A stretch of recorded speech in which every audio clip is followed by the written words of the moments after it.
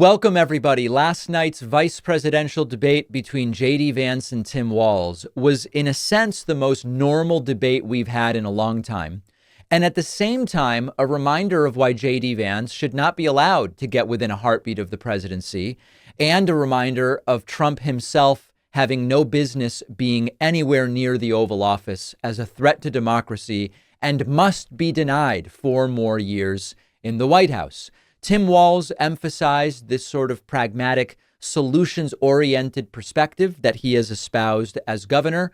Meanwhile, JD Vance wouldn't even answer the question, did Trump lose the 2020 election? I'm skipping right to the moment of the night before we get to other aspects of this. This was towards the end of the debate. This was a disaster for JD Vance. Everyone tonight, and I'm going to thank Senator Vance. I think this is the conversation they want to hear. And I think there's a lot of agreement, but this is one that we are miles apart on. This was a threat to our democracy in a way that we had not seen. And it manifested itself because of Donald Trump's inability to say. He is still saying he didn't lose the election. I would just ask that. Did he lose the 2020 election? Tim, I'm focused on the future. Did Kamala Harris censor Americans from speaking their mind in the wake of the 2020 COVID situation? That is a damning non-answer. It's a damning non-answer for you to not talk about censorship. Obviously, Donald Trump and I think that there were problems in 2020. We've talked about it. I'm happy to talk about it further. But you guys attack us for not believing in democracy. The most sacred right under the United States democracy is the First Amendment. You yourself have said there's no First Amendment right to misinformation. Kamala Harris wants to use the power of government. So JD Vance not answering. The moment of the night. It's been almost 4 years, and JD Vance still can't just say, Trump lost. We're going to win this time, but Trump lost, and that's why we're here today. That moment was uniquely disqualifying. You don't even need to see the other 100 minutes of this debate, because this moment alone tells you most of what you need to know about JD Vance. Now, let's not just end the analysis there. Let's keep going. This was not the explosive and disastrous debate that we saw between Donald Trump and Kamala Harris. And in fact, Tim Walz started off shaky. He did, visibly so. The first half of the debate, up until that first commercial break, really was a draw. Now, sure, JD Vance lied constantly, but thinking about it as the average voter would, if the debate was simply the first 45 minutes and then that was it, I would tell you I don't think either candidate really won. In the second half, Walz kind of came to life and really exposed JD Vance for what he is, which is a flip-flopping hypocrite, terrified of getting on Donald Trump's bad side, concerned primarily with an atavistic attraction to as much power as he can get, and he's willing to say, do, or suck up to whoever it will take to get that power. Vance also didn't really answer almost any of the questions. Here's one example. Would you again seek to challenge this year's election results, even if every governor certifies the results? I'll give you 2 minutes. Well, Nora, first of all, I think that we're focused on the future. And that was essentially the way he handled every direct question. Now, Tim Walz also did not answer every question directly, and we're going to talk about that. But JD Vance's entire presence at this debate was embarrassing. When the topic of gun safety regulations came up, JD Vance touted out this old, you've got to lock the doors better. Oh, my goodness. That we have to increase security in our schools. We have to make the doors lock better. We have to make the doors stronger. We've got to make the windows stronger. And of course, we've got to increase school resource officers, because the idea that we can magically wave a wand and take guns out of the hands of bad guys, it just doesn't fit with recent experience. So we've got to make our schools safer. And I think we've got to have some common sense bipartisan solutions.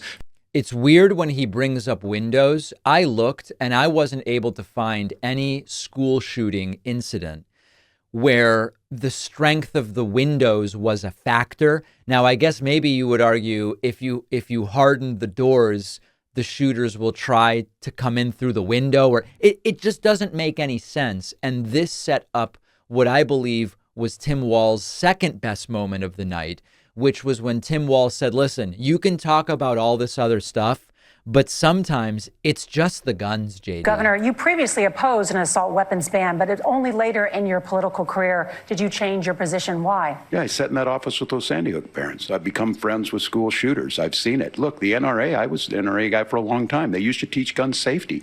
I'm of an age where my shotgun was in my car so I could pheasant hunt after football practice. That's not where we live today. And several things I want to mention on this is, talking about cities and where it's at, the number one where the most firearm deaths happen in Minnesota are rural suicides. And we have an epidemic of children getting guns and shooting themselves. And so we have, and we should look at all of the issues, making sure folks have health care and all that, but I want to be very careful. This idea of stigmatizing mental health, just because you have a mental health issue doesn't mean you're violent. And I think what we end up doing is we start looking for a scapegoat. Sometimes it just is the guns. It's just the guns, and there are things that you can do about it. But I do think that this is one, and I think this is a healthy conversation. So a very good moment for Tim Walz. If you're watching, you might have noticed that JD Vance kept looking over to his right. Maybe 40 or 50 times during the debate, when Tim Walz was speaking, Vance seemed distracted by the countdown clock that counted down how much time they had left, and he seemed primarily preoccupied with that rather than the substance of the debate. Another good moment for Walz was Walz going after Trump for when Trump in the other debate against Kamala Harris, when he was asked about his health care plan, said, well, I don't have a plan, but I have concepts of a plan. Look, this issue, and when Donald Trump said, I've got a concept of a plan, it cracked me up as a fourth grade teacher because my kids would have never given me that. But what Senator Vance just explained might be worse than a concept, because what he explained is pre-Obamacare. And I'll make this as simple as possible because I have done this for a long time. What they're saying is, if you're healthy, why should you be paying more? So what they're going to do is let insurance companies pick who they insure, because guess what happens? You pay your premium, it's not much. They figure they're not going to have to pay out to you. But those of you a little older, gray, got cancer, you're going to get kicked out of it. That's why the system didn't work. Kamala Harris will protect and enhance the ACA. The entire healthcare portion of the debate was very bad for JD Vance because he simultaneously defended aspects that we only have in law because of Obamacare, while attacking Obamacare and thanking Trump for reinforcing Obamacare, even though what Trump did actually hurt Obamacare by eliminating the individual mandate. It was just it's like he just spit on a piece of paper, a verbal ink blot of sorts. And Tim Walz doing a good job there. Now, ultimately, the microphone cutting was invoked only one time, and I'll play that moment for you. For our viewers, Springfield, Ohio does have a large number of Haitian migrants who have legal status, temporary protected status. Well, Nora? Margaret, but thank you, Senator. We have so much to get to. Margaret, I think it's important because we're going to turn out of the debate, economy. Thank Margaret, you. The rules were that you guys weren't going to fact check, and since you're fact checking me, I think it's important to say what's actually going on.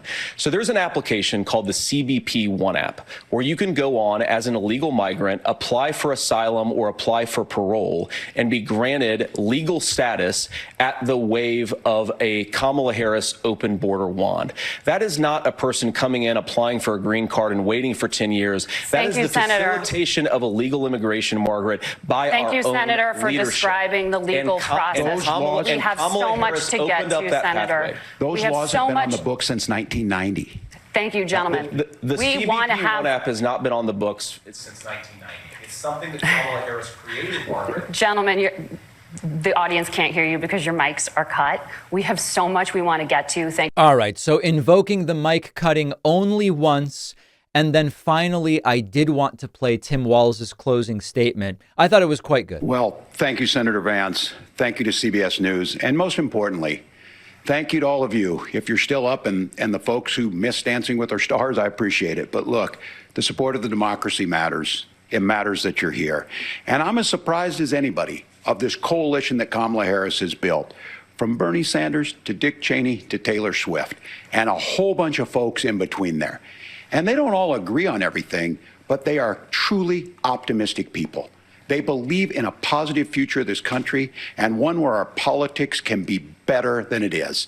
And I have to tell you, that better than it is is the sense of optimism that there can be an opportunity economy that works for everyone, not just to get by, but to get ahead. And the idea that freedom really means something.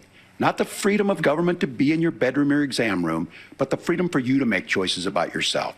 Now, look, we all know who Donald Trump is. He's told us, and as Maya Angelou said, believe him when he told you that. His first inaugural address talked about American carnage, and then he spent 4 years trying to maybe do that. Senator Vance tonight made it clear he will stand with Donald Trump's agenda. He will continue to push down that road. Excuse me.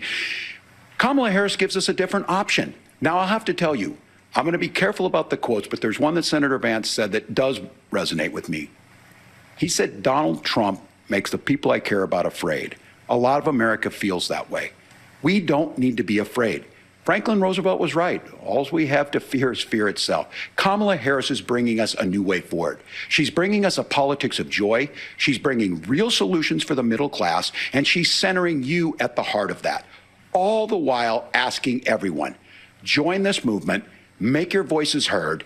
Let's look for a new day where everybody gets that opportunity and everybody gets a chance to thrive.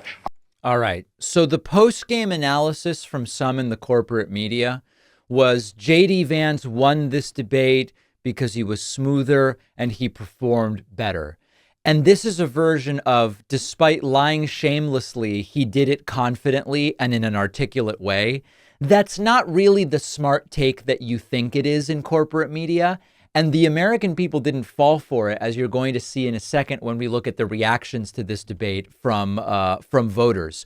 But I'll be the first to admit, he was smoother for much of the debate. His makeup was better.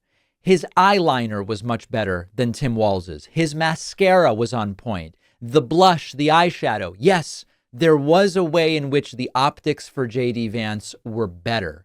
But the American people didn't fall for it. And the only way a person can conclude JD Vance won the debate is if they care only about optics and delivery and not substance. Sadly, that does encompass a bunch of the voting population, but the results of the post-debate polls did not favor JD, and that's what I want to talk about next. Ultimately, this is not a debate that will move the needle. Let's dig into that a little more. When I'm working on the show or doing stuff on my computer, staying focused and getting in the zone is super important. It's not always easy. I would try Spotify or YouTube playlists. I'd end up actually more distracted than focused. And then someone told me about Brain FM's focus music, which is actually made by scientists working with musicians specifically to help you focus. I tried it and it worked really well for me, which is why I asked them to be a sponsor. With Brain FM, I just feel more productive and focused, easier to start on difficult work, easier to stay focused without getting distracted and do that really important deep work that I love to talk about. The team behind Brain FM actually won a National Science Foundation grant related to ADHD. And the app includes a special mode just for ADHD if you need it. They even have amazing sleep sounds that I've started using at night. You can try Brain FM totally free for an entire month. Just go to brain.fm/Pacman. The link is down below.